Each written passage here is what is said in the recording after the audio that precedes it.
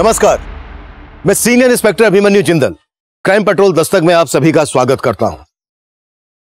अक्सर लोग police station में अपने साथ हुए जुर्म के खिलाफ इंसाफ मांगने आते हैं और जनता के सेवक होने के नाते हमारी पूरी कोशिश होती है कि पीड़ित को इंसाफ मिल सके। लेकिन इस औरत ने मेरे ही पुलिस स्टेशन के सामने आकर आत्महत्या करने की कोशिश की। इस घटना ने सिर्फ मुझ पर ही नहीं बल्कि मेरी पूरी टीम पर गहरा प्रभाव डाला। बात हमारी रेपुटेशन पर आ गई थी। पब्लिक का गुस्सा सो अलग। ऐसा लग रहा था कि अब यह केस हमारे हाथ में रहा ही नहीं। लेकिन जब यह केस हमारे पास आया था तब इस केस की रूपरेखा बिल्कुल ही अलग थी। मुजरिम इतना शातिर था कि शुरुआती जांच में हम उसकी साजिश की गहराई को भांप ही नहीं पाए।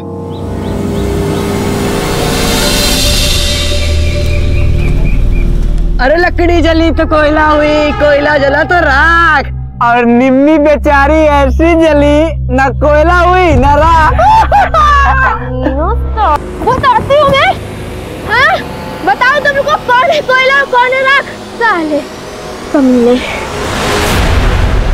गोवर्धन, देख रहे हो ये तुम्हारी इस कलमुही ने किया ये सब। चाचा, कलमुही मैं नहीं, ये लोग हैं जो रोज मुझे छेड़ते आते जाते हैं। बस निम्मी, तुझे पत्थर नहीं मारना चाहिए था। तो क्या इनकी आती ताती बाबूजी? बस, और तू खड़े खड़े क्या मुंह देख रही है? अंदर ले जा इसको। बाबूजी अंदर लेके जा, चल। तो भैया, निम्मी की तरफ से हम माफी मांगते हैं आपसे। अरे माफी ओफी से काम नहीं चलेगा। मरहम पट्टी कटवाया हूँ, दवा दारू का खर्चा है, पैसा लगेगा उसमें। मोहन भैया, आपको तो पता है पैसा वैसा नहीं है हमारे पास। ये दूध बेचते हैं। एक काम करो, 2-4 दिन पाव पाव से दूध लेके जाओ, हल्दी डाल के पिला दो, बच्चे ठीक हो जाएंगे। जो लोग हमारी बेटी को छेड़ रहे हैं, आप उन्हीं मुस्तंडों को दूध देकर तंदुरुस्त बना रहे हो। उन नेवलों को दूध नहीं जहर देना चाहिए था बाबूजी। तू भी कुछ कम नहीं है, क्या जरूरत है उस रास्ते जाने की? बस अपनी लाचारी की सजा ना इसे मत दीजिए। और मैं ना अच्छे से समझ गई, बेटी कोयला हो या हीरा, भेड़िए रंग नहीं देखते। वही समझा रहे हैं, अपनी लाज खुद बचानी पड़ती, मगर ये ऐसे रंग दिखाएगी तो हमारी ही पगड़ी उछलेगी ना।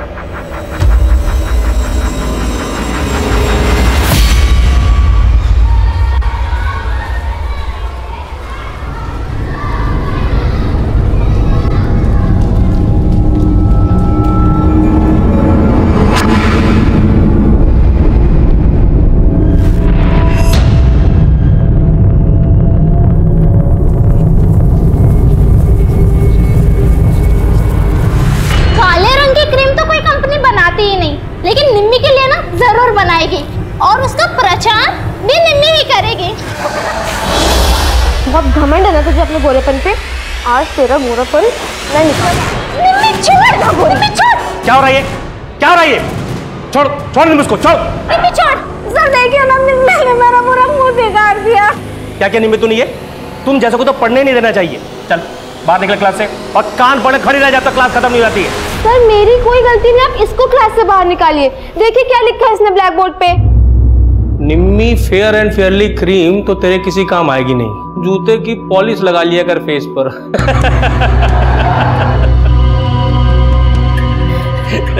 आप हंस रहे हैं सर? ये लोग हर वक्त मुझे चिढ़ाते हैं, आप इनको डांटते क्यों नहीं है? अब तुम सिखा दिया हम किससे डांटना है। त्रिपाठी जी, ये क्या कर रहे हैं आप? इतिहास पढ़ाते हैं और उसी पर न्याय।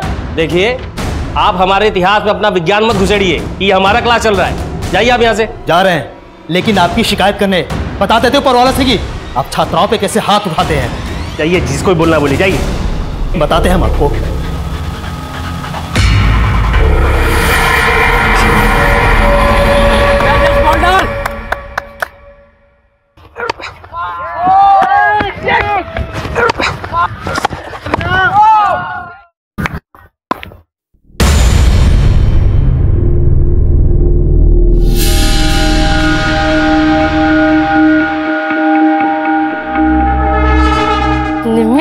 लगता है दीपू का दिल आ गया तेरे पे। हाँ चुप कर, कुछ भी बोलती है बेशरम। अरे शर्मा क्यों रही है? तेंदुलकर ग्लैंस मार रहा है तेरे पे, लपक ले। चुप कर। निम्मी, इंसान की सुंदरता उसके मन में होती है और तुम्हारा मन बहुत सुंदर है।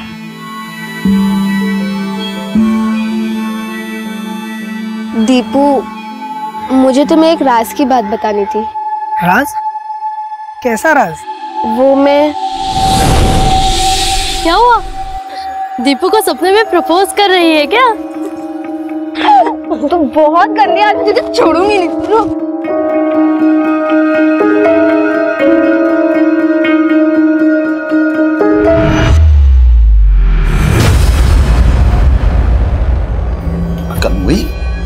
ये क्या पोत रही है मुंह पे? हीरोइन बनेगी? बाबूजी, मैं किसी के जैसी नहीं, मैं जैसी हूँ मैं वैसे ही बनना चाहती हूँ। आप मुझे मेरी पहचान दे दो। क्या क्या बोले तू? बहुत पर लग गए तुझे, करम जली। बोल क्या छोड़िए से। अरे तू हट, बोल कौन आग फूक रहा है तेरे अंदर जवानी की? बोल।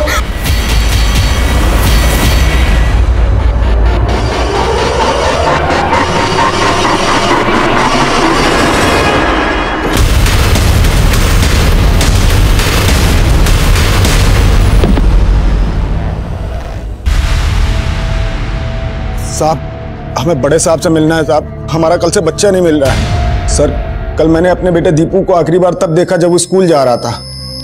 अच्छा पापा, चलता हूँ। Mummy bye. और फिर वो स्कूल से घर वापस आया ही नहीं था। कौन से स्कूल में पढ़ता है आपका बेटा? सरकारी स्कूल में पढ़ता है साहब। आपने स्कूल में पता किया? नहीं सर, दरअसल मेरा बच्चा क्रिकेट में चैंपियन है स्कूल का, और वो अक्सर देर से आता था।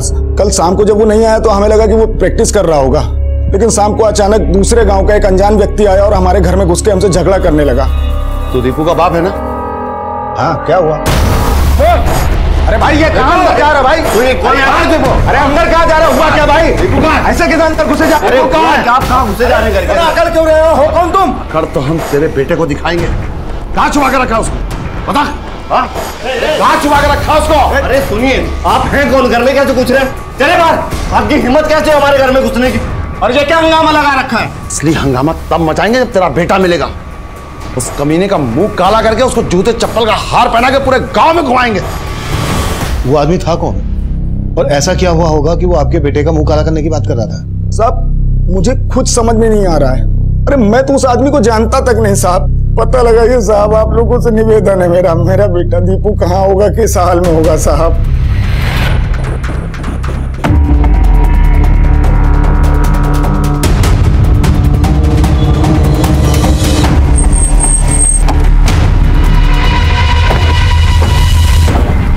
हाँ सर, दीपू कल स्कूल में प्रेजेंट था और कल छुट्टी तक स्कूल में था। मैंने खुद दीपू को उसके दोस्तों के साथ जाते हुए देखा। किन दोस्तों के साथ जाते हुए देखा आपने? वही जिनके साथ वो स्कूल में क्रिकेट खेलता है, जयेश, मनोज, संटू, यही सब थे उसके साथ। हम इन बच्चों से मिलना चाहेंगे। दीपू का किसी के साथ कोई लड़ाई झगड़ा? नहीं सर, दीपू का किसी के साथ कोई झगड़ा नहीं था। लेकिन हाँ सर, निम्मी के बाबूजी हमसे दीपू के घर का पता पूछ रहे थे। ये दीपू नाम का लड़का जो क्रिकेट खेलता तुम्हारे साथ, वो कहाँ रहता है? और फिर हमने निम्मी के बाबूजी को दीपू घर का पता बता दिया। लेकिन वो दीपू के घर का पता क्यों पूछ रहे थे? और ये निम्मी कौन है? सर, निम्मी हमारे स्कूल में पढ़ती है, लेकिन सर वो 6-7 दिनों से स्कूल नहीं आई।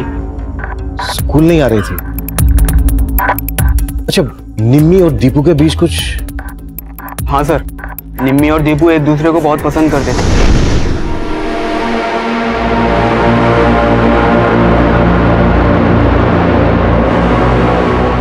एक दूसरे का झूठा तभी चलता है सर जब बात कुछ और हो। इसीलिए दीपू का ध्यान क्रिकेट पर से हट गया था।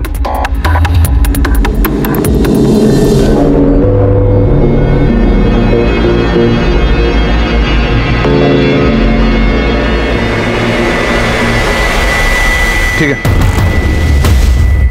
सर, मैंने पता किया। निम्मी का बाप गोवर्धन कल दीपू के घर गया था।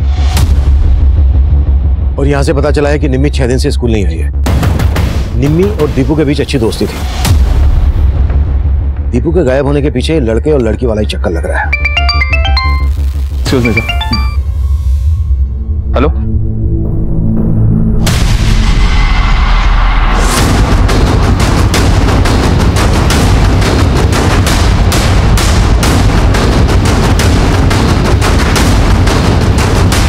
जय हिंद सर।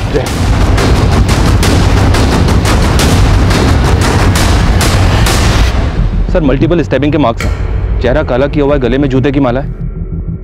लगता है जैसे तड़पा तड़पा के मारा गया सर। निम्मी के बाप ने इसी तरह की धमकी दी थी दीपू के बाप को। उस कमीने का मुंह काला करके उसको जूते चप्पल का हार पहना के पूरे गांव में घुमाएंगे। निम्मी के बाप से मिलना पड़ेगा। निम्मी का 6 दिन से स्कूल नहीं आना और निम्मी के बाप का दीपू को ढूंढते हुए दीपू के घर जाना और अब दीपू की लाश मिला। ये कांड निम्मी और दीपू के अफेयर से जुड़ा हुआ ही लग रहा है। इस निम्मी के बाप से मिलना पड़ेगा।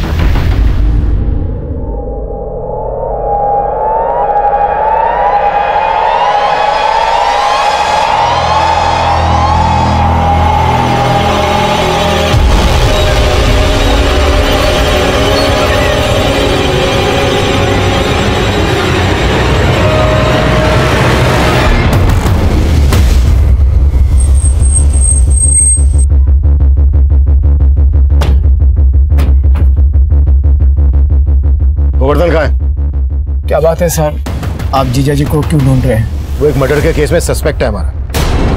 नहीं साहब, वो मर्डर नहीं कर सकते। वो हम देख लेंगे। ये बताओ कि है कहाँ वो इस वक्त? साहब वो तो पता नहीं, कल रात से घर नहीं लौटे और उनका फोन भी नहीं लग रहा। नंबर दो। जी साहब।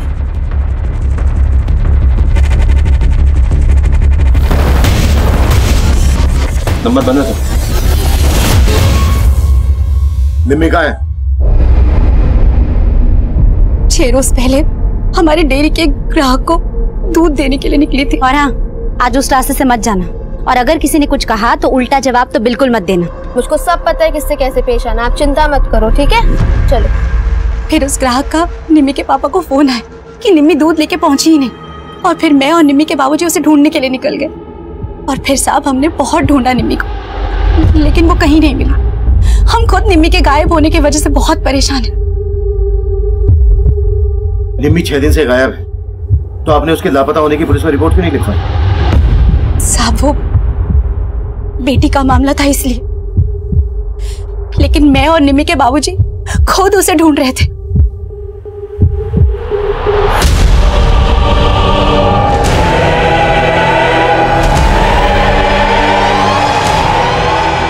सर, गोवर्धन की पत्नी कह रही है निम्मी भी 6 दिन से गायब है।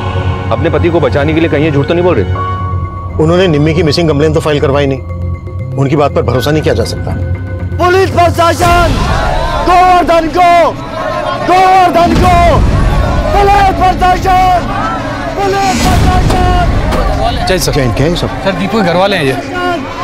पुलिस प्रशासन, शांत हो जाइए। कहाँ है हमारे भतीजे का कातिल?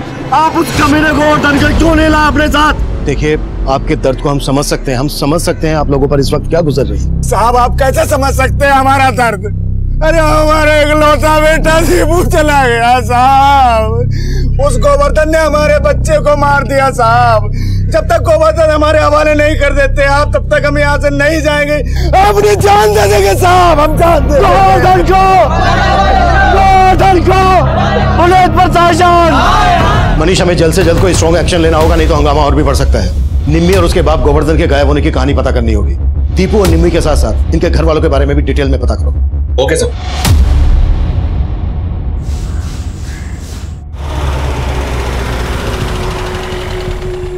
सब निम्मी को तो सच में मैंने कई दिनों से नहीं देखा। सब ये बात झूठ नहीं है कि निम्मी गायब है, पर इसके माँ बाप को मैंने इनकी बिरादरी वालों के साथ निम्मी को ढूंढते हुए भी देखा था।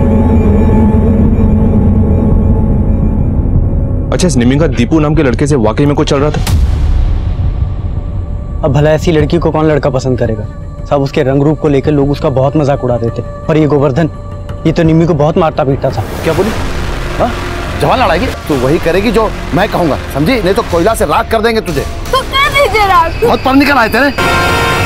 साहब उसका बाप तो खुद उसको बात बात पे बोलता था कि उसे कोयले से जला के राख कर दूंगा। अब क्या मालूम साहब यहाँ क्या चल रहा था जो निम्मी एकदम से गायब हो गई।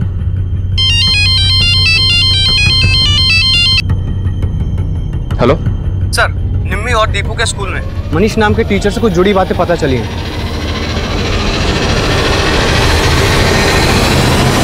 निम्मी का बाप उस दिन दीपू को ही नहीं ढूंढ रहा था, उसने बाद में मेरी गर्दन पकड़ी और फिर ऐसा हेलीकॉप्टर शॉट मारा ना, मेरा तो पूरा जबड़ा हिल गया। तो मैं अपनी जान बचा के भाग गया वहां से। कहीं वो दीपू की तरह मुझे भी। अरे डरता क्यों असली पॉइंट? उसका हेलीकॉप्टर शॉट अब नहीं चलेगा। पुलिस का डिफेंस पक्का है, वो अंदर हो जाएगा। अगर वो अंदर हो गया ना तो अपना डिफेंस हिल जाएगा, समझा? हाँ यार।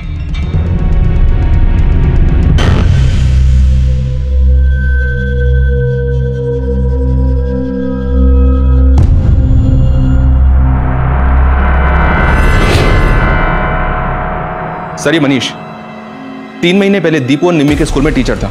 और 3 महीने पहले ही इसने अपना ट्रांसफर जबलपुर में करवा लिया था।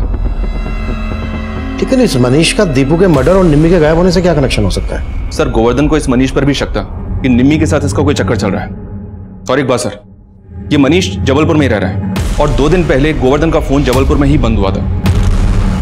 हो सकता है सर जबलपुर में गोवर्धन मनीष के पास भी गया हो। जबलपुर में ही मनीष रहता कहाँ है?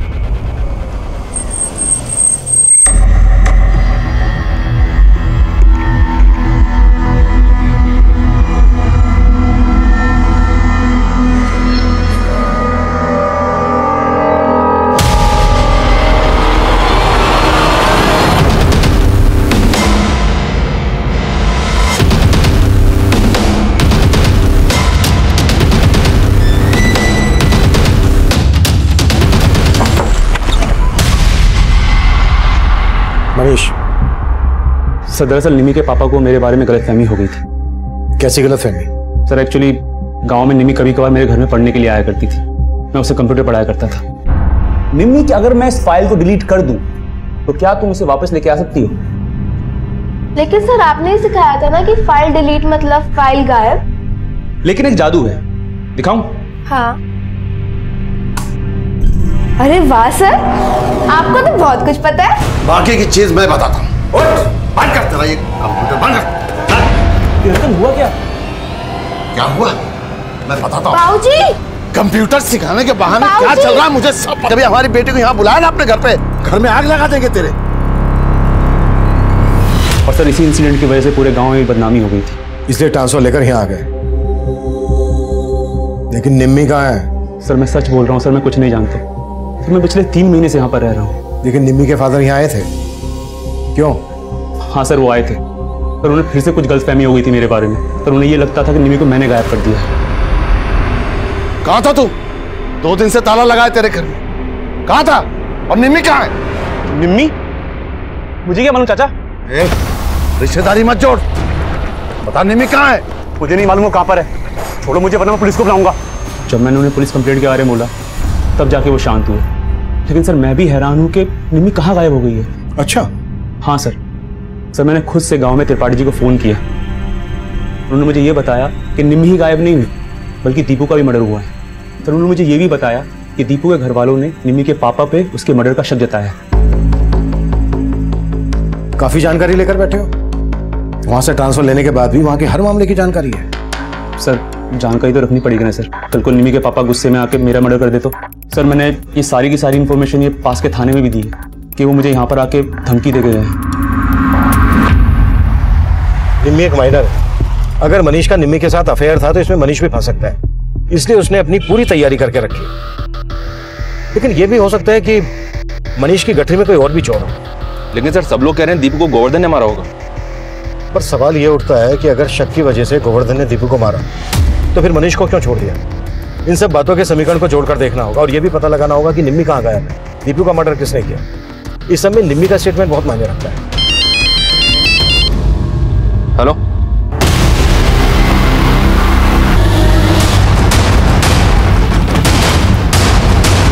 जय हिंद सर। जय हिंद।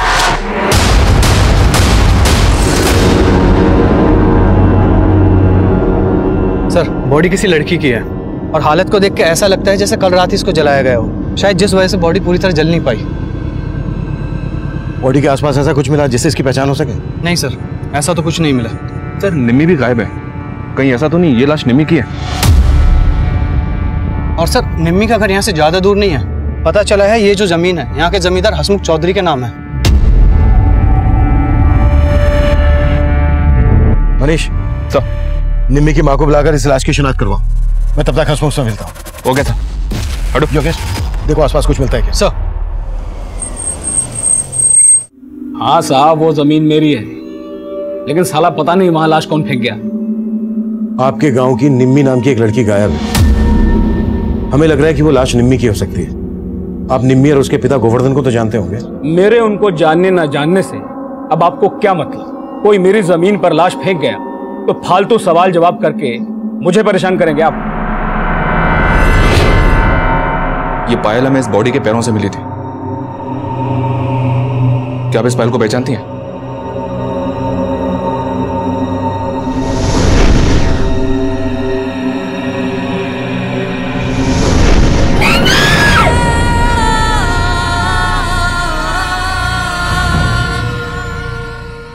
उस लाश की पहचान निम्मी से कर ली गई थी। दीपू की हत्या के बाद निम्मी की हत्या होने से हमें इस केस में ऑनर किलिंग का एंगल नजर आ रहा था, लेकिन गोवर्धन के गायब होने से हमें यह भी लग रहा था कि कहीं निम्मी की हत्या दीपू की हत्या का बदला तो नहीं। सर आप ये कैसी बातें कर रहे हैं? एक तो मेरा बेटा नहीं रहा, अरे उसकी हत्या हुई है और आप शक हम पे कर रहे हैं। हत्या तो निम्मी की भी हुई है, उसका बाप भी गायब है। सर आप कहना क्या चाहते हैं? यही कि पहले तो आप सब लोग बड़े जोश के साथ बोल रहे थे कि हम गोवर्धन को आप लोगों के हवाले कर दें। हो सकता है कि आप लोगों ने ही गोवर्धन को भी ढूंढ लिया और निम्मी को भी।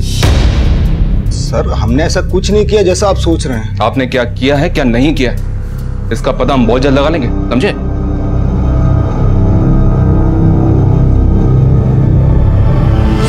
इस एंगल के अलावा हम इस केस में लव ट्रायंगल का एंगल भी चेक कर रहे थे, जहां शायद निम्मी और दीपू को इसलिए मार दिया गया हो कि उनके बीच कोई तीसरा भी था, और इस लिहाज से मनीष हमारे शक के दायरे में था।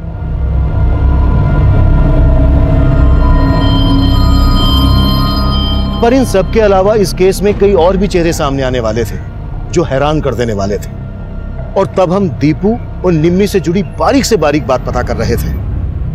देखो, ये हम जानते हैं कि सबके बाद आप लोग बहुत डरे हुए हो, लेकिन निम्मी और दीपू के बारे में हमारे लिए जानना बहुत जरूरी है। आप सब लोग इन दोनों के अच्छे दोस्त थे, तो बेटा प्लीज कुछ भी हमसे छिपाना मत।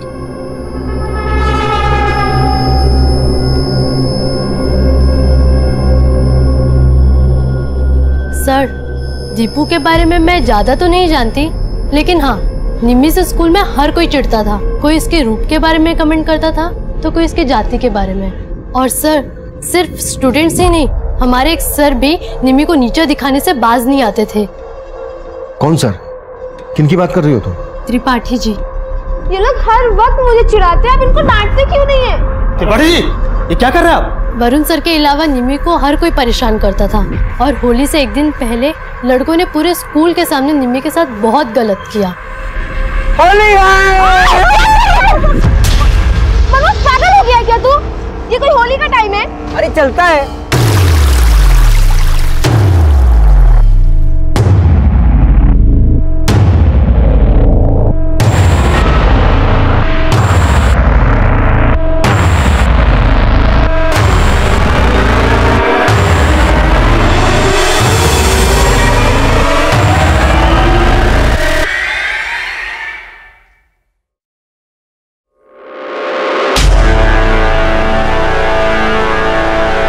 उस दिन जब उसके ऊपर पानी पड़ा तो वो तो खिल के गोरी हो गई। क्या? हाँ सर, निम्मी काली नहीं थी, वो जरूरत से ज्यादा गोरी थी। कब की बात है ये? सर यही कुछ 8-9 दिन पहले की, और तभी से ही उसने स्कूल आना बंद कर दिया। सर, निम्मी जानबूझकर गोरी से काली बन के क्यों रहती होगी? ये तो बड़ा ही विचित्र और पेचीदा मामला लग रहा है। ये विचित्र और पेचीदा मामला ही इस कांड की जड़ हो सकता है। निम्मी की दोस्त कल्पना ने स्कूल के कई स्टूडेंट्स, यहाँ तक कि निम्मी के एक टीचर त्रिपाठी के बारे में काफी कुछ बोला। इन सबसे सख्ती से पूछताछ करो। मैं निम्मी की माँ से मिलता हूँ। निम्मी के गोरी से काली बन के रहने के रहस्य को समझना होगा। त्रिपाठी जी, निम्मी की जात से बहुत प्रॉब्लम थी आपको, और आपका वो मित्र मनीष फोन पे उसे आपकी यहाँ की पूरी जानकारी दे रहे थे। शायद आप दोनों को निम्मी की भी पूरी खबर थी, है ना? तभी तो। सब कैसी बात कर रहे हैं साहब? माना कि हम निम्मी के साथ थोड़ा सख्त थे, और सर ये मनीष हमारा कोई दोस्त वोस्त नहीं है।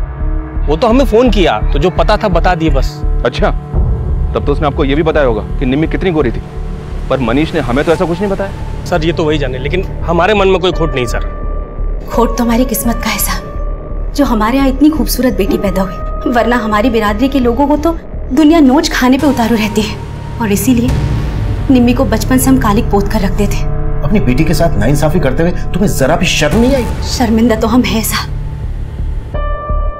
लेकिन एक बार के लिए हमारी जगह पर आकर देखो साहब, निम्मी की खूबसूरती के बारे में अगर लोगों को पहले ही पता चल चुका होता ना, तो आज नहीं कब का उसे मार देते। और अब उसके बाबूजी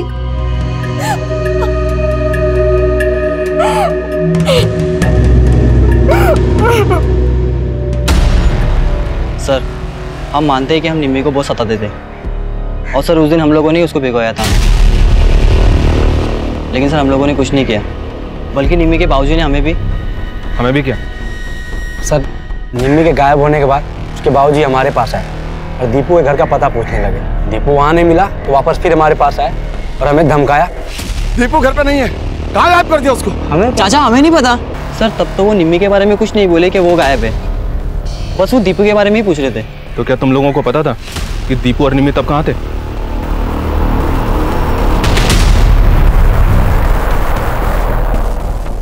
अरे यार मनीष, बार बार फोन मत किया कर, तेरे चक्कर में मुझे नहीं फंसना है।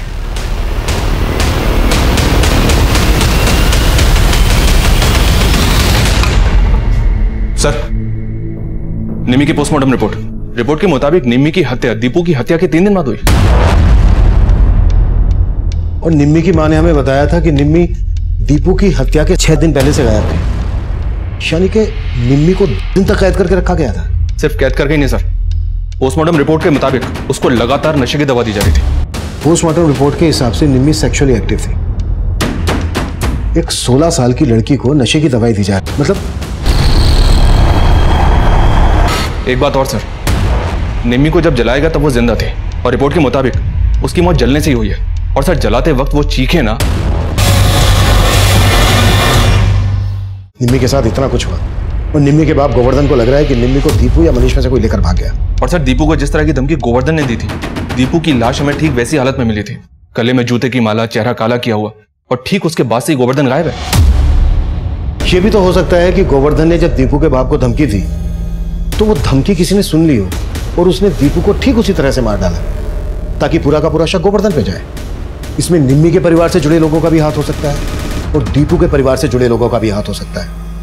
हमें हर एंगल को टटोलना होगा। अब हमने चौतरफा काम करना शुरू कर दिया। गांव के आसपास हम उस जगह का भी पता लगा रहे थे जहां पर 10 दिन तक निम्मी को कैद करके रखा गया था। साथ ही आसपास के केमिस्ट, क्लिनिक, हॉस्पिटल से हम ये भी पता लगाने की कोशिश कर रहे थे कि वो सेडेटिव जो निम्मी को दिए जा रहे थे, वहीं हम ये मान रहे थे कि शायद गोवर्धन को भी दीपू और निम्मी की तरह से मार दिया गया होगा। लेकिन हम गलत साबित हुए और हमें पता चला कि गोवर्धन पास ही के गांव में अपने रिश्तेदारों के यहाँ छिपा हुआ है।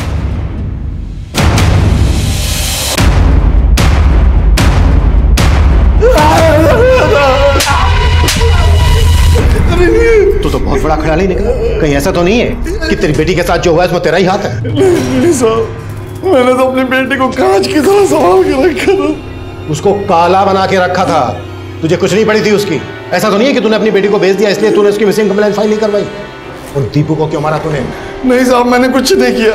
मुझे तो लग रहा था दीपू निम्मी को लेके भाग गया, लेकिन जब दीपू नहीं मिला तो मैंने सोचा कि निम्मी का मास्टर जरूर उसने दीपू और निम्मी को भागने में मदद की होगी। मैं उसके घर गया साहब, लेकिन वहां पे ताला लगा हुआ था। मनीष मेरा फोन नहीं उठा रहा था तो मुझे शक हुआ जरूर मनीष ने दीपू और निम्मी को गायब किया साहब। तो मैं वहीं डेरा डाल के बैठ गया और मेरा फोन बंद हो गया। लेकिन जब मनीष लौट के आया तो मैंने उससे बात की। मुझे नहीं मालूम वो कहाँ पर है, छोड़ो मुझे, वरना मैं पुलिस को बुलाऊंगा। साहब मैं उससे मिलके गांव लौट रहा। किसने हमला किया तुझ पे? उन्होंने मुंह ढाक रखा था, लेकिन वो जरूर हसमुख के आदमी रहे होंगे। और मैं वहां से डर के भाग गया और बाद में मुझे मालूम चला कि पुलिस मुझे दीपू का हत्यारा समझ के ढूंढ रही है। मैं तो और डर गया साहब। और अब मेरी बेटी। लेकिन हसमुख तुझ पे हमला क्यों करवाएगा? जहां से निम्मी गायब हुई थी वहीं पास में ही हसमुख का ईंटों का भट्टा है। उस दिन जब हम निम्मी को ईंटों के भट्टे के पास ढूंढ रहे थे। कहाँ घुसा जा रहा है? किधर किधर? नहीं क्या? सरकार हमारी बच्ची निम्मी को किसी ने गायब कर दिया, उसी को देखने आए थे सरकार। अबे तुझे क्या लगता है कोई तेरी निम्मी को हमारे ईंट भट्टे पे छोड़ के जाएगा? हमने तो छुपाया है। हमें बदनाम करना चाहता है? बदनाम करना चाहते हो हमें? अरे उसी वक्त हमको लगा कि इन सब के पीछे दीपू और मनीष नहीं बल्कि हसमुख। लेकिन तेरी बीवी ने तो हमें ऐसा कुछ नहीं बताया। डर गई होगी साहब, लेकिन हमको पक्का यकीन है कि ये सब हसमुख ने किया। उसी ने दीपू को मार के हमको फंसाने की कोशिश की। और साहब अब हमारी बेटी को भी मार के फेंक दिया। दीदी, पुलिस ने गोवर्धन जीजा को पकड़ लिया है। ये सब हसमुख चाल चल रहा है। साला मेरा तो खून खोल रहा है कि आग ये लगा दूं। हाँ, मैंने उन लोगों को अपने भट्टे से धक्के देकर निकाला था। अब कोई जबरदस्ती मेरे यहाँ घुसेगा तो मैं हाथ जोड़कर उसकी आवभगत तो करूंगा नहीं। वो लोग निम्मी को तलाश कर रहे थे। निम्मी की लाश आप ही की जमीन पर मिली। हाँ तो मिली होगी, लेकिन मैंने ना निम्मी को गायब किया और ना मारा।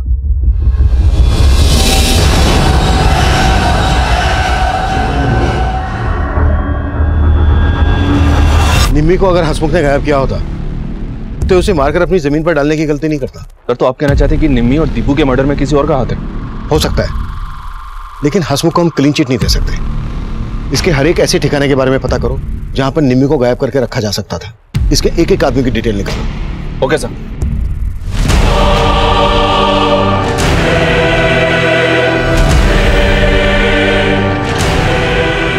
लज्जो की आत्महत्या करने की कोशिश ने हमें सकते में डाल दिया। हम बहुत प्रेशर में आ गए थे, लेकिन वक्त पर उसे हॉस्पिटल ले जाया गया और उसको बचा लिया गया। लज्जो की आत्महत्या करने की कोशिश के बाद इस केस को जातिवाद और भेदभाव का रंग दे दिया गया। हमें इंसाफ चाहिए साहब, हमें इंसाफ चाहिए, हमें इंसाफ चाहिए। अरे शांत हो जाइए, जो भी कहना है एक एक होके बोलिए। क्या कहना चाहते हो? आपको गोवर्धन को छोड़ना होगा साहब और हसमुख को अंदर करना होगा। अरे हसमुख जमींदार है तो क्या हुआ? कोई हमारी बहू बेटे के साथ गलत करेगा तो हम चुप नहीं बैठेंगे। हम चुप नहीं बैठेंगे। हालात हमारे काबू से बाहर हो रहे थे। हमने पब्लिक और मीडिया के प्रेशर में गोवर्धन को रिहा कर दिया था और साथ ही हसमुख के खिलाफ अरेस्ट वारंट जारी किया, लेकिन उसने अग्रिम जमानत ले ली थी।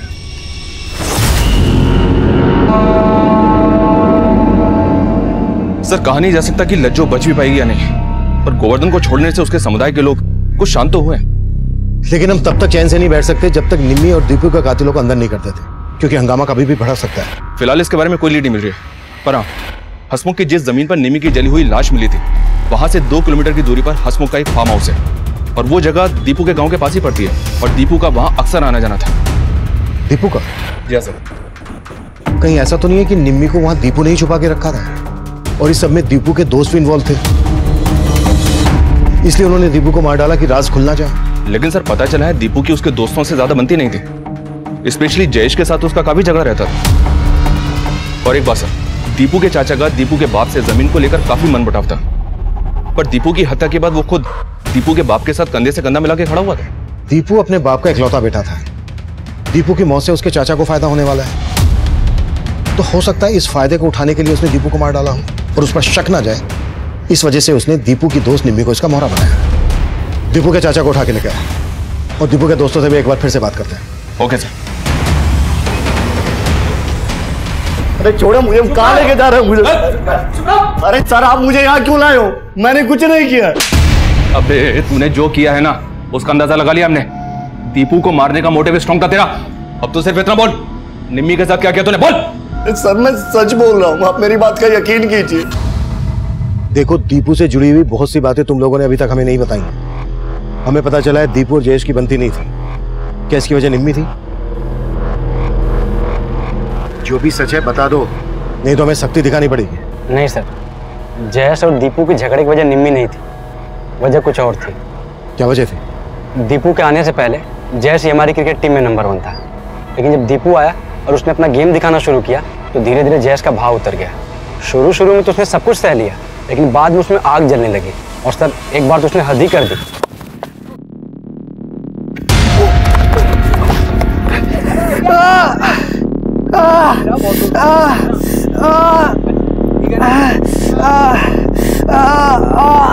सर अगले ही हफ्ते हमारा लोकल मैच था। दीपू तो खेल नहीं पाया, जयेश को लगा कि वो मैच जितवा देगा और हीरो बन जाएगा, लेकिन हमारी टीम हार गई। सर अगले महीने हमारी टीम डिस्ट्रिक्ट लेवल पे खेलने वाली है और हमारी टीम में से किसी एक ही खिलाड़ी का चयन डिस्ट्रिक्ट टीम में होना है। और अब दीपू के बाद जयेश इसका प्रबल दावेदार है। जी। चल जयेश, लास्ट ओवर है, बैटिंग शुरू कर, एकदम ताबड़तोड़। सर मैं मानता हूँ मैं दीपू से चिढ़ता था। मैं स्कूल में मेरा नाम था सर, क्रिकेट की वजह से, और पढ़ाई में तो मैं मुश्किल से पास हो पाता था। फिर टीम में दीपू आ गया, तेरे भाव गिर गए? नहीं सर। अब ये बोल और कौन कौन शामिल थे तेरे साथ? सर मैं सच बता रहा हूँ, मैंने ना दीपू के साथ कुछ किया ना निम्मी के साथ।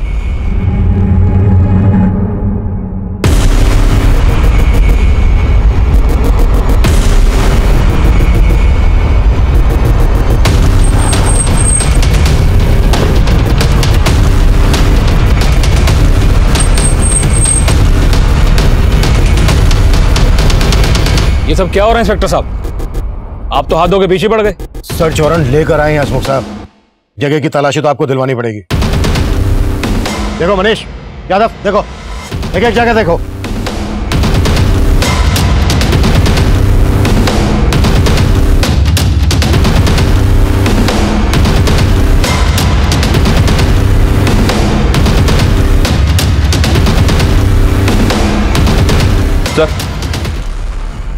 इस सिरिंज के अलावा और कुछ नहीं मिला। निम्मी को नशे की दवाई दी जा रही थी, शायद इसी सिरिंज का इस्तेमाल किया जा रहा हो। इसे फोरेंसिक के लिए भेज दो तुरंत। Okay sir.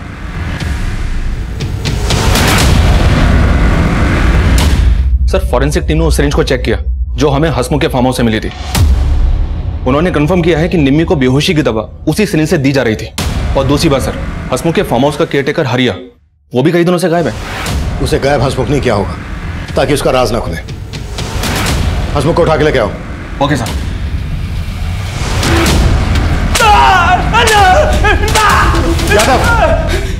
भगवान कसम साहब, मैंने कुछ नहीं किया।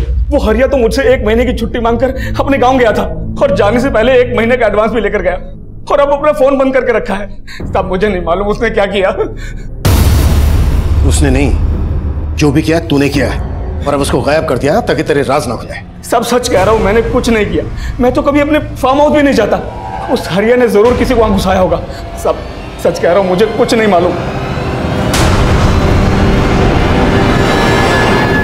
सर ये हसमुख तो बहुत ही मोटी चमड़ी का है, कुछ उगल ही नहीं रहा है। सर उस हरिया के बारे में कहीं से कोई लीड नहीं मिल रही है, अपने गांव से भी गायब है। लेकिन पता चला है कि हरिया का निम्मी के स्कूल के केमिस्ट्री टीचर वरुण से मिलना जुलना था। हरिया के कॉलिकॉट में वरुण का नंबर भी मिला।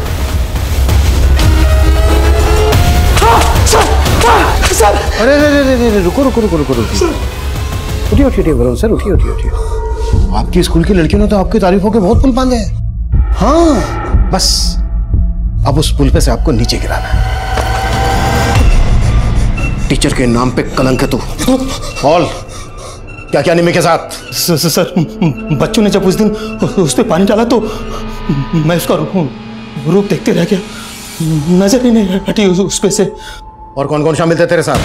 हसमुख, उसके लोग, उसी के फार्म हाउस में क्या ना ये सब कुछ? नहीं सर, ये मेरा प्लान नहीं था सर। किसका प्लान था?